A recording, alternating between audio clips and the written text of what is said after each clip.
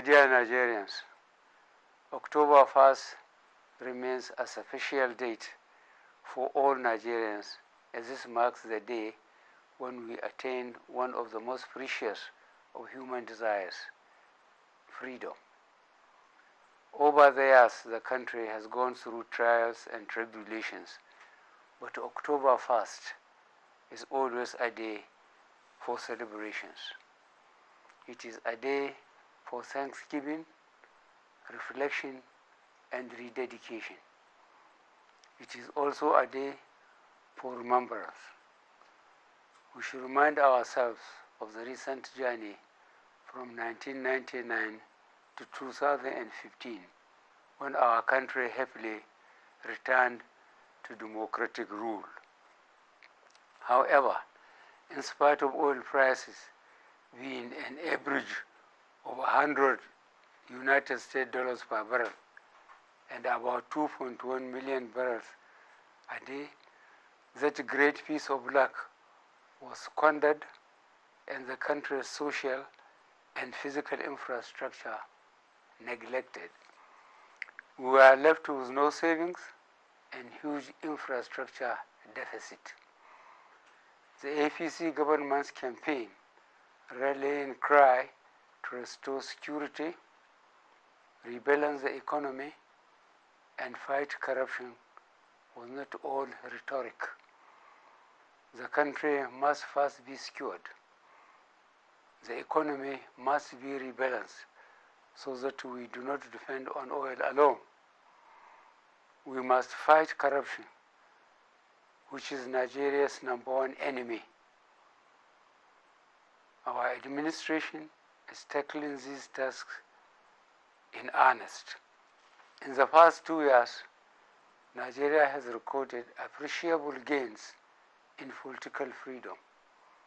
A political party at the center losing elections of state governor, National Assembly seat, and even state assemblies to the opposition parties is new to Nigeria.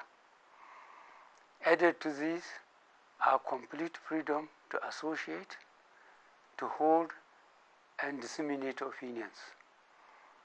Such developments clearly attest to the country's growing political development. But like all freedoms, this is open to abuse. Recent calls on restructure, quite proper and a legitimate debate, has let in highly irresponsible groups to call for dismemberment of the country. We cannot and we will not allow such advocacy. As a younger officer, I took part from the beginning to the end in our tragic civil war, costing about 2 million lives, resulting in fearful destruction and untold suffering. Those who are agitating for a rerun were not born by 1967 and have no idea of the horrendous consequences of the civil conflict which we went through. I am very disappointed that the responsible leaders of these communities do not warn their hot-headed youth what the country went through. Those who were there should tell those who were not there the consequences of such folly. At all events, proper dialogue and any desired constitutional changes should take place in a rational manner at the national and state assemblies. These are the proper and legal fora for national debate, not some lopsided, undemocratic body with predetermined set of objectives.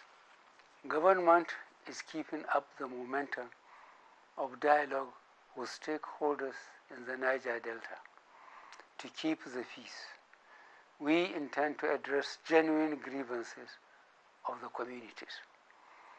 Government is grateful to the responsible leadership of those communities and will pursue lasting peace in the Niger Delta. On security, Nigerians must be grateful to our gallant armed forces for rolling back the frontiers of Boko Haram's terrorism, defeating them and reducing them to cowardly attacks on soft and vulnerable targets. Nigeria is grateful to its neighbors and the international community for the collective efforts to defeat this worldwide menace of terrorism. Not even the most organized and most equipped police and security forces in the world can escape the menace of modern-day terrorism, as we have seen in recent years in Europe and other parts of the world. But we are not letting up. Our armed forces, in an effort to enhance the operational capability of troops of Operation Lafia Dole, have established mobile strike teams in the northeast. These will ensure the final push to wipe out the remnants of Boko Haram.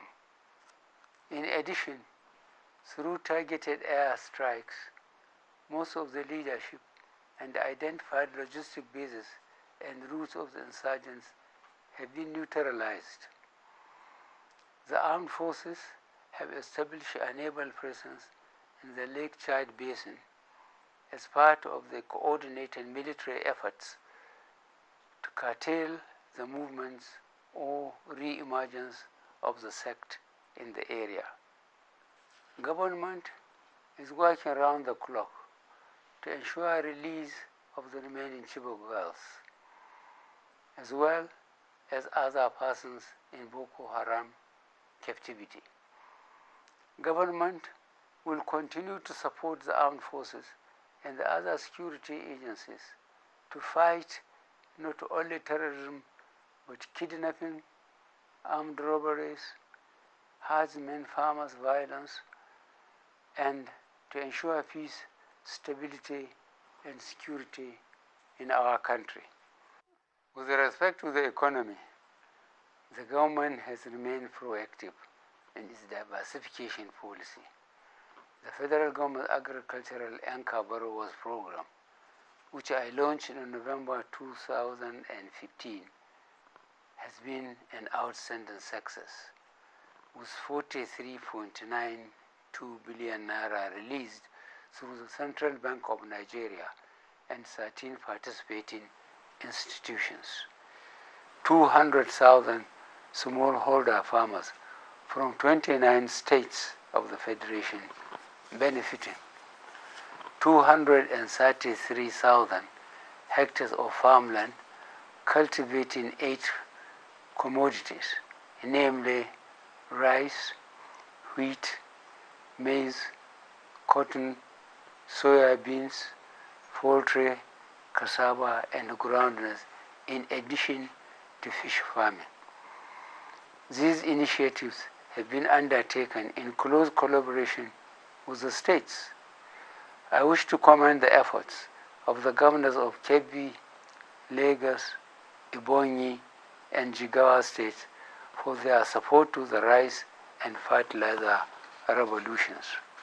Equally commendable are contributions of the governors of Ondo, Edo, Delta, Imo, Cross River, Benue, Ogun, Kaduna, and Plateau states for their support for the Presidential Initiative for Palm Oil, Rubber, Cashew, Cassava, Potatoes, and other crops. With the abundance of rainfall last year and this year, agriculture has enjoyed divine intervention. Since December last year, this administration has produced over 7,050,000 bags of fertilizer. 11 blending plants with a capacity of 2.1 million metric tons have been reactivated. We have saved 150 million United States dollars in foreign exchange and 60 billion naira in subsidy. Fertilizer prices have dropped from 13,000 naira for a 50 kilogram bag to 5,500 naira. Furthermore, a new presidential initiative is starting with each state of the Federation creating a minimum of 10,000 jobs for unemployed youth, again with the aid of central banks' development finance initiatives. Power remains a huge problem. As of September 12th, production of power reached an all-time high of 7,001 megawatts. Government is increasing its investment, clearing up the operational and financial logjam, bedeviling the industry. We hope to reach 10,000 megawatts by the year 2020. Key priorities including better energy mix through solar and hydro technologies. I am glad to say that after many years of limbo, Mambila Power Project has taken off. Elsewhere in the economy, the sufficient window created for manufacturers, investors, and exporters, foreign exchange requirements has proved very effective. Since April, about $7 billion United States dollars has come through this window alone. The main effect of these policies is improved confidence in the economy and better investment sentiments. The country has recorded 7 consecutive months of lower inflation. Naira rate is beginning to stabilize, appreciating from 525 naira for 1 United States dollar in February this year to 360 naira today. Broad-based economic growth is leading us out of recession. Furthermore, in order to stabilize the polity, the federal government gave additional support to states in the form of state excess crude account loans, budget support facility, stabilization fund release to state and local government as follows: 200 billion naira in 2015, 441 billion naira in 2016, 1 trillion naira in 2017. Altogether, 1.642 trillion naira. This was done to enable states to pay outstanding salaries, pensions, and small business suppliers who had been all but crippled over the years. In addition, the government's current 500 billion naira special intervention program is targeting groups through homegrown school feeding program and power job creation to provide loans to small-scale traders and artisans, conditional cash transfer, family homes fund, and social housing scheme. Fellow Nigerians, we are fully aware that fighting corruption was never going to be a straightforward task. We expected corrupt elements to use any weapon to fight back, mainly judicial obstruction and political diversion. But we are determined to eradicate corruption from our body politic. In this fight, the government has empowered teams of prosecutors, assembled detailed databases, accelerated the recovery of stolen funds. The administration's new institutional reforms include enforcing Treasury's single account, whistleblowers policy, integrated payroll, personnel and information system. We have signed multilateral cooperation agreements on criminal matters with friendly countries. There are signs of increasing cooperation from the judiciary. Recently, the Chief Justice of the Federation directed heads of all our courts of first instance and appeal to accelerate hearings of corruption cases and dismiss any judicial officers found to have been compromised. Justice Salami has just been appointed to chair the Judiciary's Anti-Graft Committee. Government expects a lot from this committee. I commend the National Assembly for refocusing on its oversight committees. They should, in addition, ensure swift passage of enabling corruption laws. But fighting corruption is a bottom-to-top operation. I call on all Nigerians to combat corruption at every turn by not asking for and refusing to accept a bribe, by reporting unethical practices, or by blowing a whistle. Together we can beat corruption. The government, for its part, will work for accountability at all levels, federal, state, and local governments. Change will then be real. As we enter the second half of our term of office, we intend to accelerate progress and intensify our resolve to fix the country's challenges and problems. Thank you, and a happy holiday to all of you. God bless our country.